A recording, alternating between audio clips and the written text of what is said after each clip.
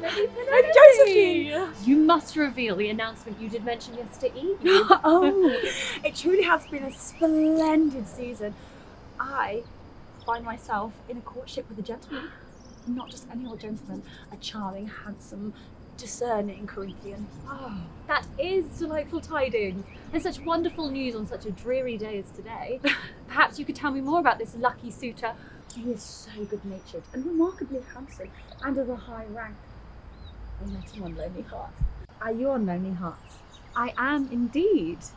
There are some particularly peculiar fellows on there. If you wish, I could show you some of my potential suitors. But I must tell you this very instant. For my existence, I can't keep it in any longer. Oh no! Not another fish portrait. Oh, Josephine, I can't tell you the multitude of fish I have beheld. You'd think that they were trying to feed us ladies our supper. Imagine a sight for that. How wildly amusing. Oh no, he's far too young. One would appear as his matron. Hush, I'm not that old. In fact, I find him rather appealing. Perhaps not as handsome as your beau. Oh, he's a lord, Josephine. Yes. And he possesses the most gorgeous locks. Despite his advancement in years, I'm quite indifferent. And he even composes me verses. Well, he has penned me a verse. Oh, you must read me the poem at once. Oh. Do you keep it about your person? Yes, I have it concealed within my corset so that I shan't lose it. I shall recite it for you now.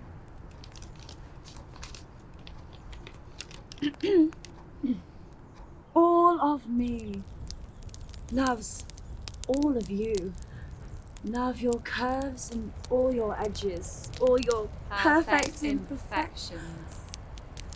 How do you know that? My dear, the very same poem has graced my possession as well.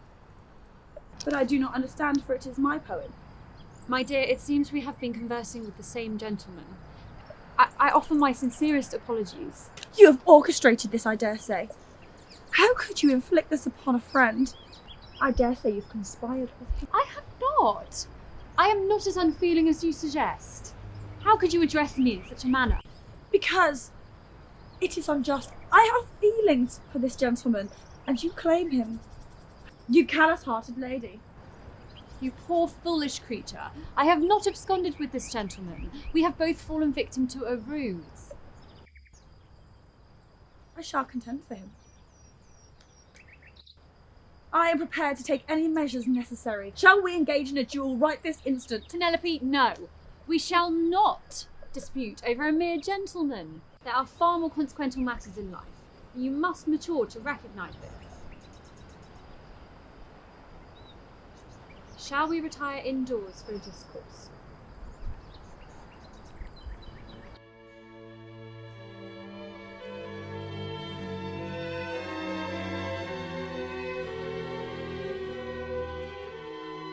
What could be more inconsequential than a man? We require men, lest they leave us destitute without means and lacking in grace. Speak not such thoughts. We are individual beings. We are not subject to the whims of men, nor are we bound to orbit around. I deemed him the one, Josephine. How can I live this life when they appear to deceive and are not worthy of trust? Pray, compose yourself. Cease such thoughts. We are not reliant on men to determine our destiny. We determine our own path in life.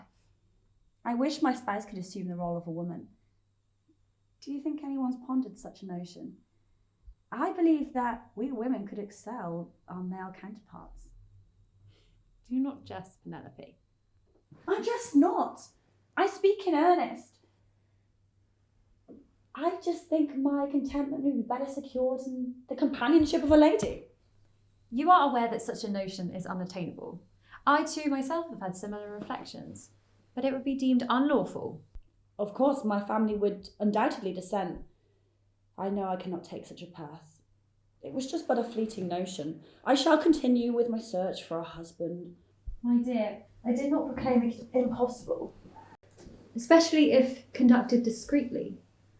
A covert liaison. Undoubtedly improper, but yet feasible. I crave the company of a lady. For the present, it must stay concealed, but there may come a time when such deception is no longer required.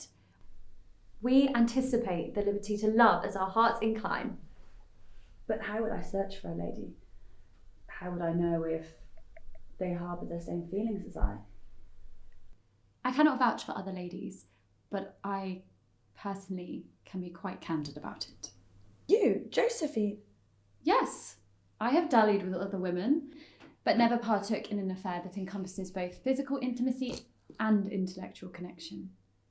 We do have a connection, I believe. Let us start our affair. We should not just start an affair. We cannot just elicit an affair. However, I would welcome that very much. You will not divulge this to anyone, will you, Josephine? No, Penelope, I stand to lose just as much as you. Let us embark on this endeavour for the sake of women and love and for the cause of freedom. For love and for the well-being of women across the globe. Yet, of course, I must pursue my search for a husband.